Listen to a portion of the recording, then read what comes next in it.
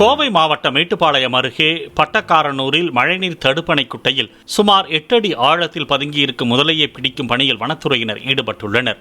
முதலை இருப்பதை உறுதி செய்ததும் குட்டையை சுற்றி நைலான் வலைகளை கட்டியதோடு குட்டை தண்ணீரை மோட்டாரை கொண்டு வெளியேற்றி வருகின்றனர்.